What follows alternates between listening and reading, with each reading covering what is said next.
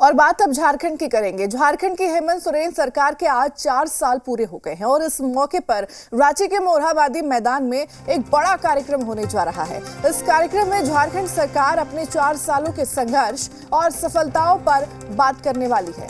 इस दौरान आपकी योजना, आपकी सरकार, आपके द्वार कार्यक्रम का आखिरी पड़ाव भी पूरा होने जा रहा है। इस मौके पर राज्य के लोगों को मुख्यमंत्री हेमंत सोरेन विभिन्न योजनाओं की सौगात देंगे। साथ ही वे नियुक्ति पत्र का भी यहां पर वितरण करेंगे। वहीं विपक्ष सरकार पर हमलावर है। हेमंत सरकार के कार्यकाल की चौथी वर्षगांठ। सरकार ने दिया 4 साल के काम का हिसाब। आरोप पत्र में विपक्ष ने दिया विफल करार। झारखंड की हेमंत सोरेन सरकार ने अपने 4 साल पूरे कर लिए हैं। झारखंड सरकार अपने कार्यकाल के 4 साल पूरे होने का जश्न मनाएगी। इसके लिए रांची के मोरहाबादी मैदान में सभी तैयारियां लगभग मुकम्मल की जा चुकी हैं। कार्यक्रम के दौरान हेमंत सरकार जहां जनता को इन 4 सालों के लिए शुक्रिया कहेगी, वहीं उन्हें सरकार के 4 सालों के कामकाज का हिसाब भी देगी, अपनी उपलब्धियों का बखान करेगी। लेकिन इससे पहले विपक्ष ने सरकार के कामकाज का हिसाब जनता के सामने रख दिया है। बीजेपी प्रदेश अध्यक्ष बाबूलाल मरांडी ने हेमंत सरकार के कामकाज को लेकर आरोप पत्र जारी कर दिया है। इसके जरिए सरकार को भ्रष्ट करार दिया गया है।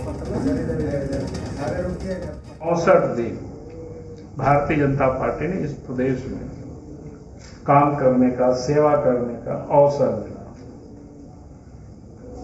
और उसके बाद यूपीए गठबंधन, चाहे वो राष्ट्रपति शासन रहा हो, जितने भी राष्ट्रपति शासन रहा है, यूपीए गठबंधन की सरकार में ही रहा।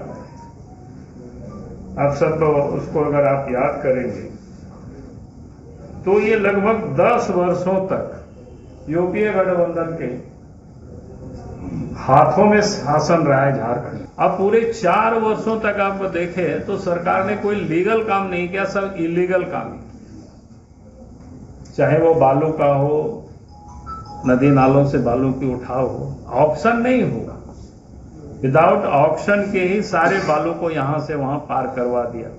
बिहार को गया, यूपी को गया, खूब उसमें से टका कमाया, किसी से चुका हुआ नहीं। कोयला का भी उस प्रकार की इलीगल उत्खनन हुआ, पत्थर की खदान के भी इलीगल उत्खनन हुआ। और दूसरी तरफ आपने देखा कि ईडी ने मुख्यमंत्री को ही कितना 6 नोटिस दे चुका, और 6 नोटिस देने के बाद भी मुख्यमंत्री हाजिर नहीं हो रहे हैं, शामिल नहीं हो रहे हैं। तो ये बिल्कुल स्पष्ट है।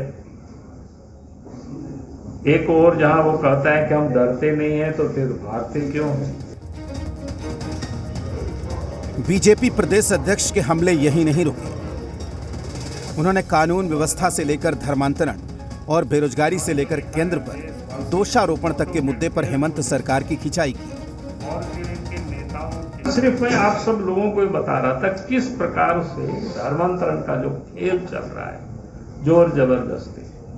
एक तरफ हम लोगों ने जहां देखा है कि भाई लड़कियों के साथ शादी करके उनकी जमीन पर दखल करना, लेकिन यहाँ लड़कियों को भी लगा करके कि उनके साथ फिर बाल जबरदस्ती नहीं करोगे तो फिर तुम्हारे ऊपर केस कर देंगे, फंसा देंगे।